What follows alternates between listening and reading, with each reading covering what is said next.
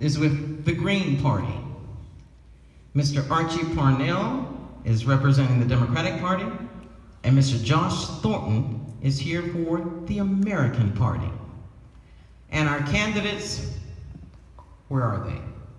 Ta-ta-da. Come on down, fellas. It's gonna be fun. Find it.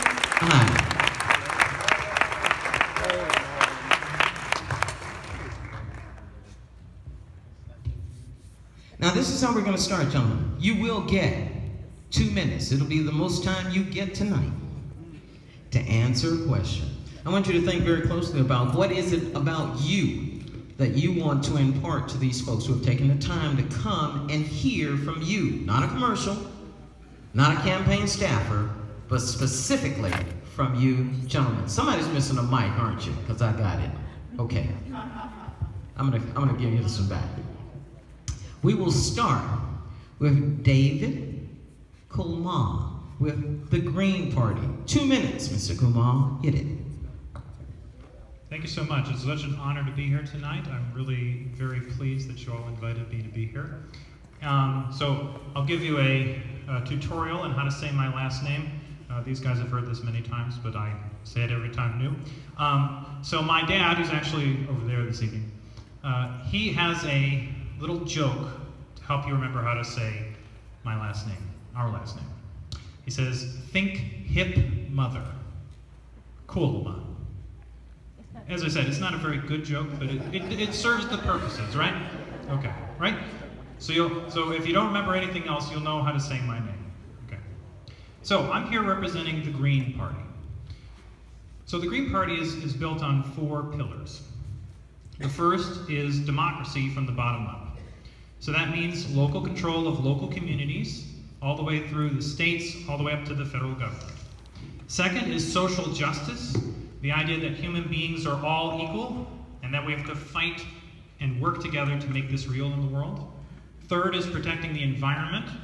So the idea that we need to work together to make sure that we have a livable planet for our grandchildren and their grandchildren. And fourth is peace. The idea that war only causes more war, and we need a non-violent political revolution in order to guarantee a lasting peace on this earth. So those are progressive values. They're ones that I think many of us share. And so I'm here because I was interested in, thank you very much. So I'm here because I was interested in Bernie Sanders during the 2016 election. And the kind of things he was talking about, like income inequality, and talking about how our economy is hurting poor people in this country and has been for 40 years, how wages are staying flat, and how we need to do things to empower those at the bottom to make sure that our society is one that we want to share. 15 seconds. Thank you. It's one that we want to share with our progeny for the next, however long we do this, which is hopefully a very, very, very, very, very, very long time. Thank you very much. That was good. Now, Mr. Archie Parnell, Democratic Party, same time, timekeeper, hit it. Thank you very much. It's a privilege to be here. It's an honor to be. It's good to see so many familiar faces as well. You know, we're at a tipping point right now. This election is extraordinarily important. There are only 2 special elections left, one in Georgia and the one here. And we together can send a signal to this country and to the world by not electing a Republican. The Republican that is not here tonight. The Republican that refused to show up. The Republican that refused to look you eye to eye.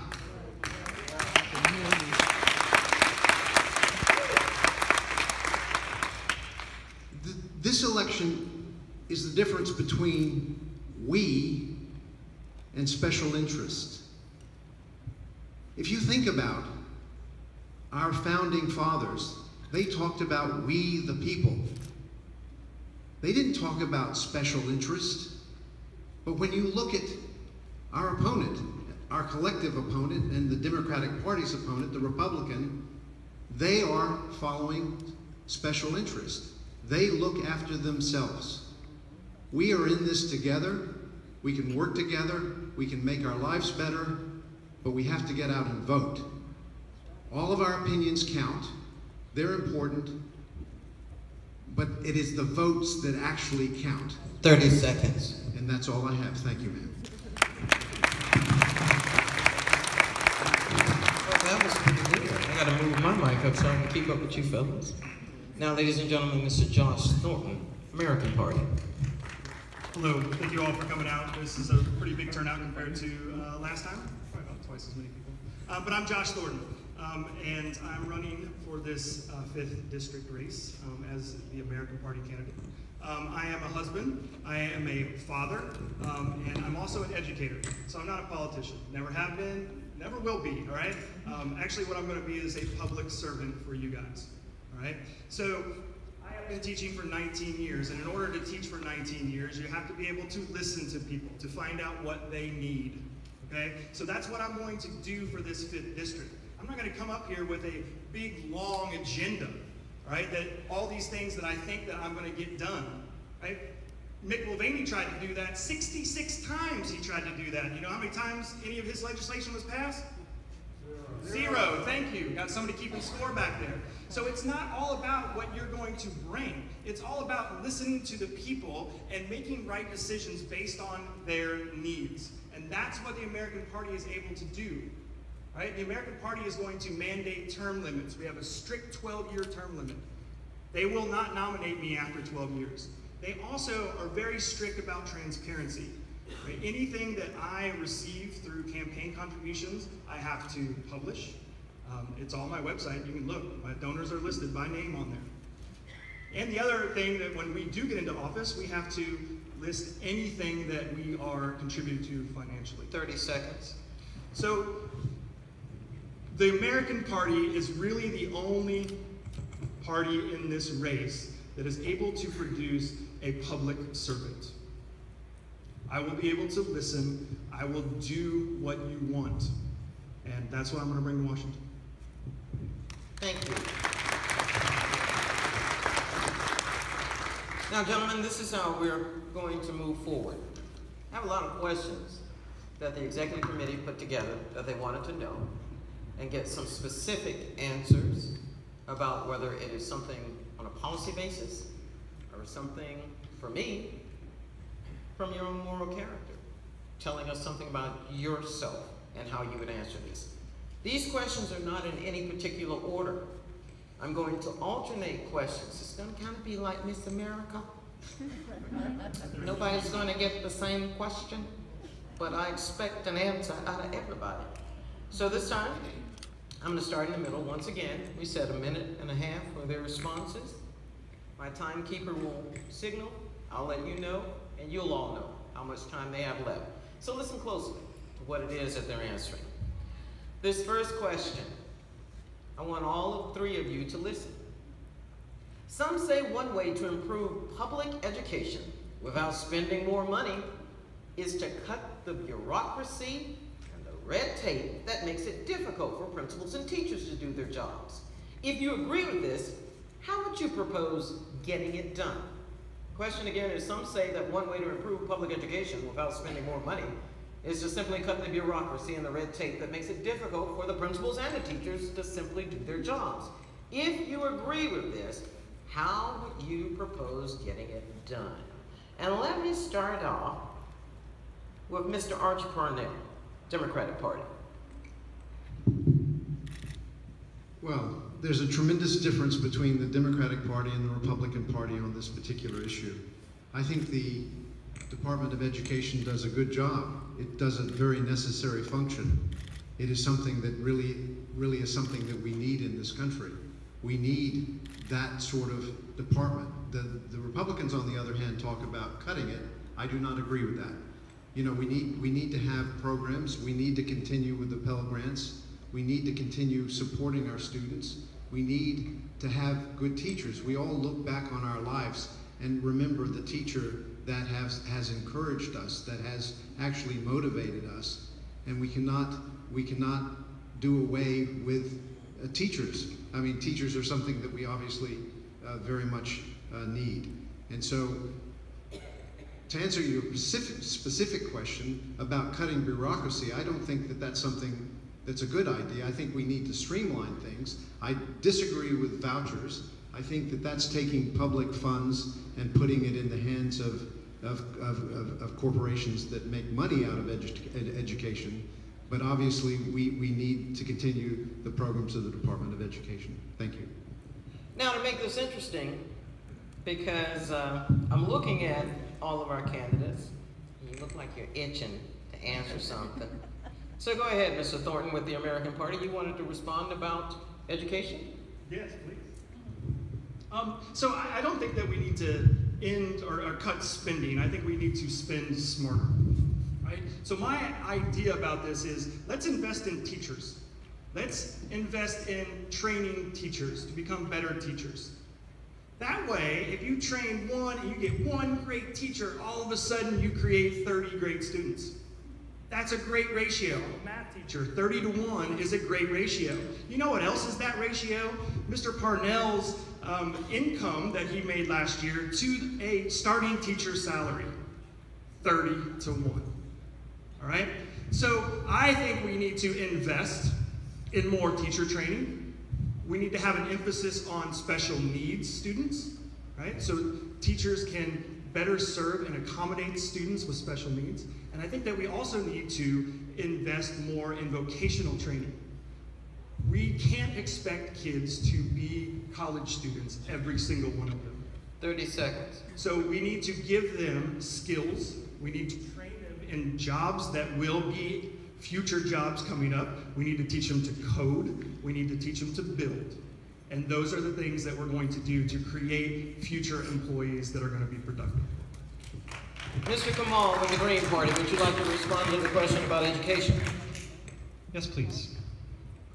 So the question, as I understand it, is framed as an idea that we shouldn't be spending more money on education, and we need to be, that's basically the frame of the question, am I right? Let me read it to you again to make sure. Some say one way to improve public education without spending more money is to simply cut the bureaucracy and the red tape that makes it difficult for principals and teachers to do their jobs. If you agree with this, how would you propose getting it done?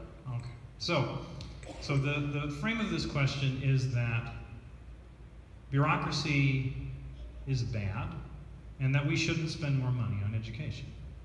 So I'm sure many of you are familiar. So depends on what bureaucracy is for, right? So there are things in which the federal government can do that helps people.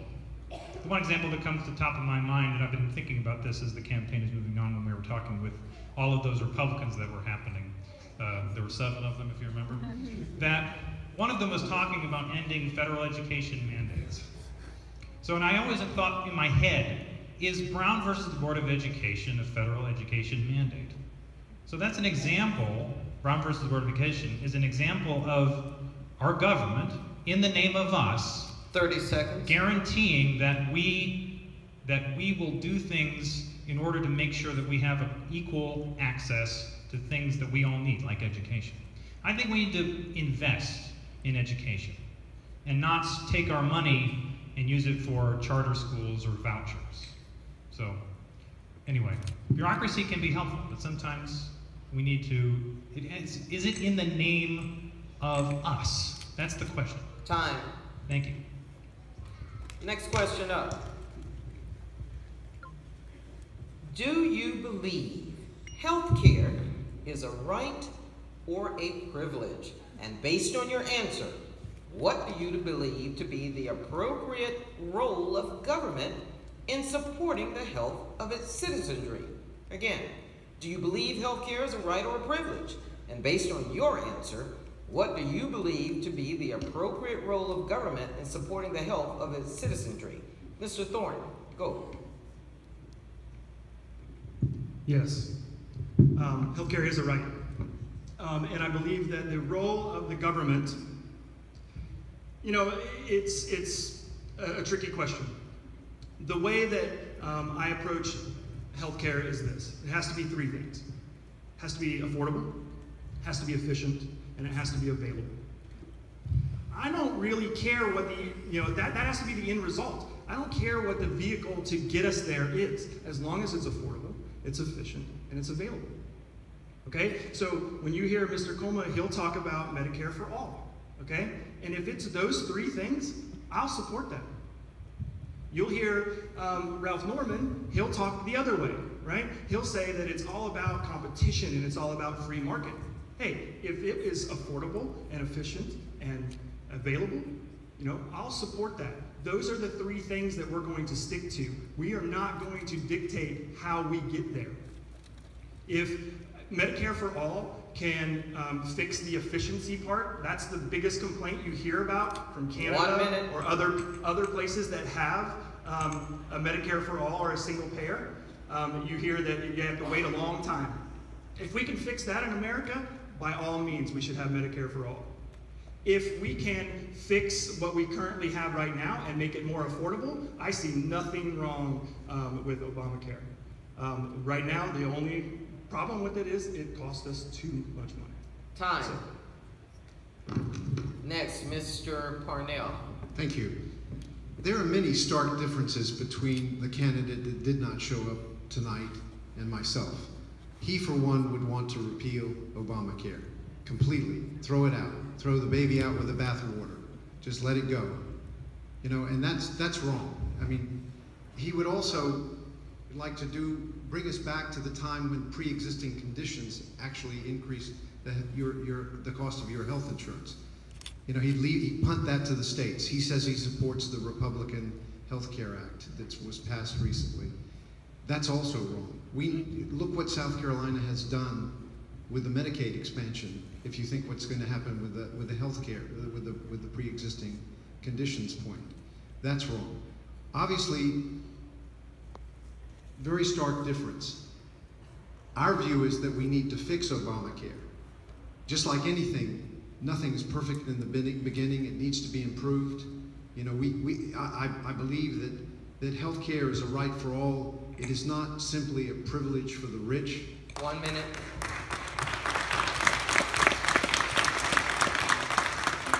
We need to lower the cost of prescription drugs. We have a distinct plan for that.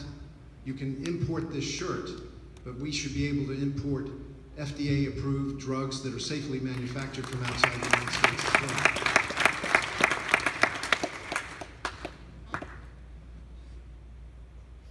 It is so clear, the difference. The American Health Care Act that was enacted, that was passed by the That was fast, I know. Mr. Kamal.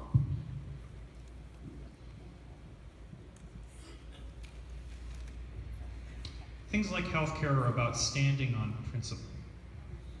So not only is healthcare a right, healthcare is a human right. So that means that saying that you're okay with certain things if we're framing it this way or that way doesn't give you what we need. So Obamacare has helped me. It's made things better. But still, under this current system, 45,000 people are dying a year because they can't afford health insurance because of their income. So we need, and Josh already mentioned it for you, so he gave you a little primer. So we need Medicare for all universal health care now. So this means that we would all get a Medicare card. And that means you wouldn't pay premiums, you wouldn't pay co-pays, you wouldn't pay deductibles. Your health care would be covered with medically necessary... 1 minute. Thank you. Medically necessary things. So dental, emergency services, most of the things you can think about would be covered immediately. Guess what? This would save at least $400 billion a year with a B. So that means all that money that is going to healthcare insurance profits and pharmaceutical company profits and those things, the reason that drugs are not able to be imported is because of the pharmaceutical lobby keeping the buying politicians. Time. Thank you. Now, I want the audience to understand something too. While each of you has a specific candidate that you are backing, When you break their rhythm and clap, you're killing your time. So let them be able to answer, not only for you because you support them, but for everybody else who doesn't know what it is that they are standing for and how they answer that specific question. So just to let you know, as you can see, I will holler, time! Okay? So now we're ready for the next question. Gentlemen, everybody got a drink of water? You feel better? You all right? Everything good? Wonderful. Well, you know we just have to be silent. So here's a question for you. What are your thoughts and feelings concerning HBCU funding? Historically black colleges and universities all across America. What are your thoughts and feelings concerning HBCU funding? I'm going to go with Mr. Parnell first. Hit it. Historically, black universities and colleges have played a very, very vital role throughout our history, and is something that needs to be continued and just, it's the other part of the same question that we had before about the education department. These things need to be continued. We cannot just let these things go. They play a vital role. This morning we were at Allen University in Columbia. It's a marvelous structure, a marvelous institution. It's a marvelous place. In Sumter, where I'm from, Morris University, Morris College is there. It's a wonderful institution. Benedict College as well. I mean, they're all over the state, and we need to continue them. They play a very important role in our society. Okay. What are your thoughts and feelings concerning HBCU funding? We'll go with Mr. Kamal. So HBCU funding. So this is something I need to learn more about. But what I can say is that the history of historically black colleges and universities is very important, right? So let me think of something useful to say at this point, which is so that I've got something I can say. So let's say this: that one of the things I'm advocating for education is that we make public colleges and universities free, right? So if there are public HBCUs, you can tell me if that's true or not. Yes. That would apply to that, right? I mentioned there are also private ones, right? Mm-hmm. So our current system is set up to be able to help fund these things. I was reading Bernie Sanders' bill about college for all. And what he's advocating for, in that funding, to have college for all, to give tuition, there is funding in there for historically black colleges and universities to make sure that these institutions are still actively engaged in education and supported fully by our education system. I support that. Now, Mr. Thornton, American Party, what are your thoughts and feelings concerning HBCU funding? Go. My thoughts are that it should, as far as I'm concerned, it should continue to be what it is. Is it on the chopping block? That's something that I'm not sure about. It's on the chopping block. Okay. All right. So I do not think that it should be on the chopping block. I think it should be treated as any other public university who gets funding from the government. I don't see why it would be cut versus some other ones that wouldn't be cut. So no, I think that there should be funding and it should be available. And we need to supply college or have college available for everyone. So I don't see why the funding should stay. It should stay. Quick footnote for some of you who may not be aware, because it means something to me. The first African-American college or university in the state of South Carolina was Claflin University in Orangeburg, started in 1869. The next and first land-grant university in the state of South Carolina was South Carolina State. South Carolina State was built on land that was used for farming to support the students at Claflin University. That's your Black History moment. Okay. Next question, gentlemen. How will you support local farmers and family-owned businesses? Again, the question is, how will you support local farmers / family-owned businesses. Mr. Kamal, let me start with you.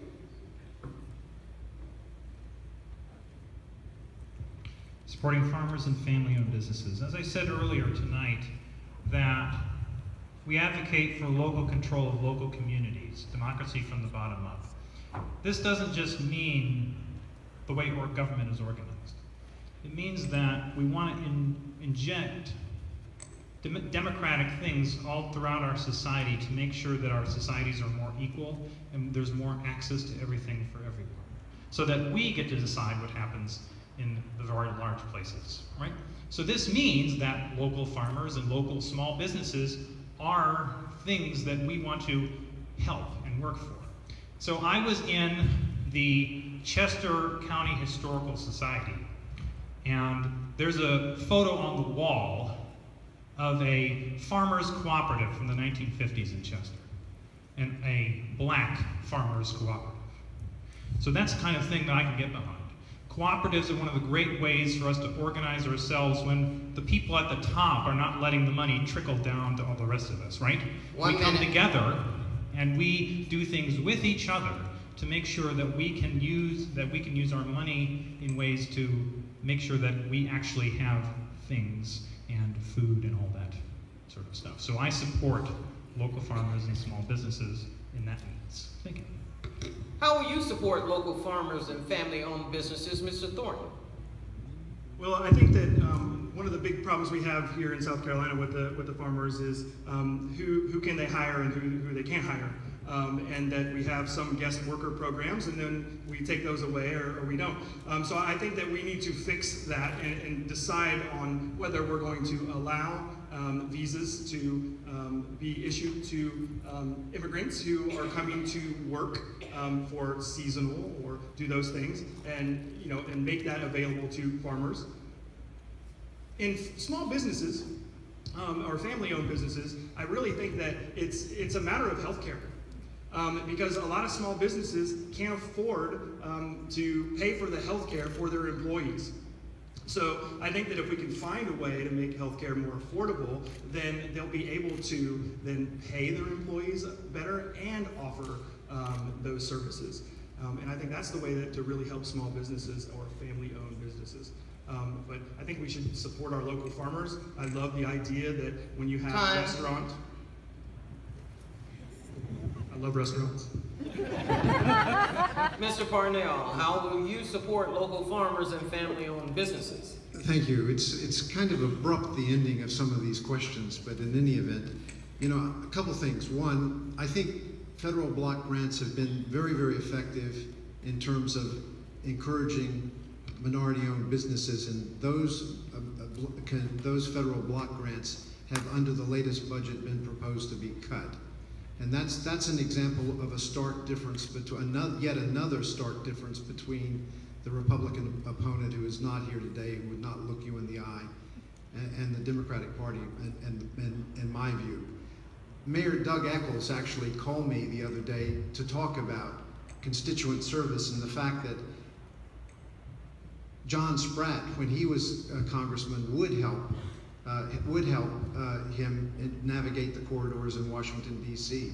And he specifically mentioned block grants and how that's going to go away, and then he contrasted how Mick Mulvaney. 1 minute. How Mick Mulvaney also lacked the constituent service aspect of this. And so obviously we need to have block grants continue to encourage minority-owned businesses, and we also need immigration reform in terms of the farmers and to have workers here. I support the Bridge Act, and I know you're about to say finish, so I'm going to say it before you do. Thank you. Oh, you had about 15 seconds left. But the reason for doing this is because we want to be timely. We need to have people who can think on their feet and say it in a succinct manner. That's what timing this is all about, to make sure that everybody gets an opportunity. So let's move to this next question. You're keeping us honest in a very effective manner. Thank you. Well, that's been my creed. That's what we do. Next question. Do you believe veterans and law enforcement members who suffer from PTSD, and who do you believe is responsible for their care? Again, Do you believe that veterans and law enforcement suffer from PTSD? And who do you believe is responsible for their care? Let's start with Mr. Thornton. Yes, I do believe in PTSD. It's obvious to me that it exists. When you talk to spouses of veterans and they talk that they can't sleep at night because they're kicking and they're having bad dreams and they're doing things like that, and they're up all night, and it's hard to function if you've been up all night. So yes, it exists. Now, who should take care of them?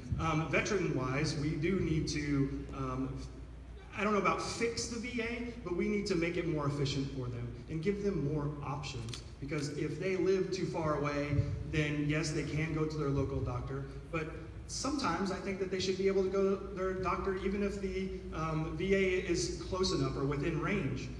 Sometimes I know that my local doctor knows me really, really well. I see the argument that they say that, you know, VA hospitals are especially trained to deal with problems that veterans have. But I want to give them more choice. Now, law enforcement, that's a really good question. Who should take care of them? I believe that they should have health insurance, of course, and that's who should. So that's a city level, I guess a state level, and a county level. That's who should supply their insurance and who should take care of them. Next up, Mr. Kumal, do you believe veterans and law enforcement members suffer from PTSD? And who do you believe is responsible for their care? They do suffer from PTSD, it's real, and we all do, meaning our federal healthcare system that I hope for us to take up, the Medicare for All, Improved and Expanded Medicare for All Act, that's called HR 676, which is put before Congress every year by John Conyers, the Democrat from Michigan, and which has more than 100 co-sponsors right now among Democrats. It's not every Democrat in the House, it should be. It should be some of the Republicans too, so we can pass it. So that act also does include, so because we're talking about veterans, the one thing I should mention is that specific act, how it handles the VA service, which in some ways is very effective in helping veterans with their health care, in other ways is not. It mentions that it would be that they would not move it into the system immediately, but would, after 5 years, consider what to do about maybe merging them or not. I would advocate that we put them together. And Mr. Parnell, again, the question is, do you believe veterans and law enforcement suffer from PTSD? And who do you believe is responsible for their care? Thank you. This is yet another screamingly stark difference between the Republican opponent and myself.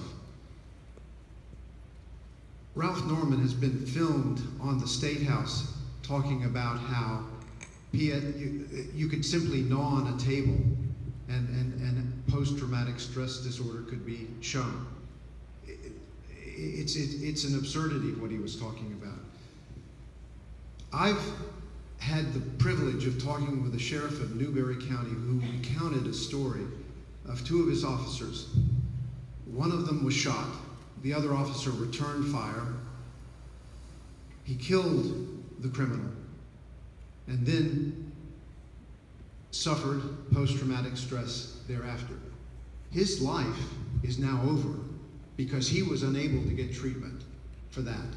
If he had been shot in the arm, obviously he would have gotten treatment. But post-traumatic stress disorder, no remedy, no treatment was given. That is patently wrong and uncaring. In terms of veterans' rights, every time I see a veteran, I see my father. My father was a World War II veteran, decorated World War II veteran, and we will have a plan that will be discussed next week with concrete steps in terms of veteran affairs and addressing those problems. So I know we only have 3 seconds, but I would like you to look out next week for the plan that we have on veterans affairs. Thank you so much. There you go. And we'll let you start this next one, Mr. Parnell, so you can get your full minute and 30 seconds. We've had one question about education earlier. We have another one now. Do you support charter schools and school vouchers? Please explain your answer. Go. I'm a product of the public schools. I think public schools have done reasonably well with myself. You know, I was a rambunctious child, but nonetheless educated in the public schools. I think public schools do a great thing. There are public funds for public schools. To the extent we take away public funds and send them to vouchers that then go, and I mentioned this in an earlier answer, that then go to private schools, that many of the private schools are for-profit schools. And so what you have in that circumstance is public funds being channeled to for-profit corporations that then run private schools. That's wrong. We shouldn't be doing that. We need to focus on public education, improving public education, and that's what we need to be doing. Thank you. You did that in 55 seconds. I'm proud of you. Mr. Kamala.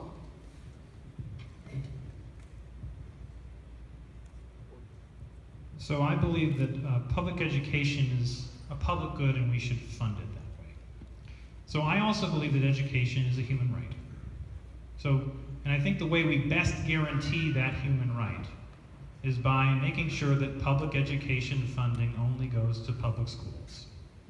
So that means not using vouchers to give to parents so that then they can use that money to send their child to a private school, which would probably only cover a portion of that money. Then, or the charter schools that are set up with public funding, both of these things are not accountable to us as voters, right? This is money we're putting into the tax system to build an educated populace for the future, to make sure that we all know what's going on and to make sure we understand what's happening in our society. And that means that if we're taking money off the top for profits for all those private schools, it means we're gutting the public thing and all the, you got the public 30 schools. seconds. Thank you. So the other thing I wanted to mention is, going back to the idea of bureaucracy with this, is that we need to end standardized testing in the schools. This is the thing that gets in the way of teachers and students being empowered to take full brunt of their education and learn all the things we need them to learn and the things they are interested in to make sure that we can build a better society for the future. Thank you. Thank you, Mr. Kamal. And Mr. Thornton, do you support charter schools and school vouchers? Please explain your answer. I want to talk on vouchers first. So I would be 100% against vouchers if there wasn't a need. And let me explain for that. So if you are a parent, such as myself, of a special needs child, and you have sent your son or daughter to your local public school, and your local public school is unable to accommodate your child, okay?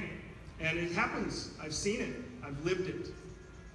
So my point that I'm saying is that if they've proven, if you have a local school district that is unable to meet the needs of your child, and let's say that there is a therapeutic school that happens to be a lot of money, and a parent can't afford that, don't you think that they should be able to receive some help to send their kid to that school?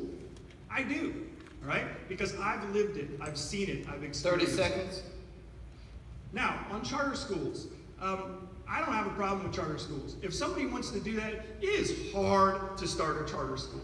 And if somebody wants to put in that effort to start their own school, they don't get the funding like a normal public school will get. They get, I don't know what it is, but it's a percentage. And they have started the school in their own image because they want to start something that they didn't have before. Time. So I totally support it. All right. What do you think, the first part of this?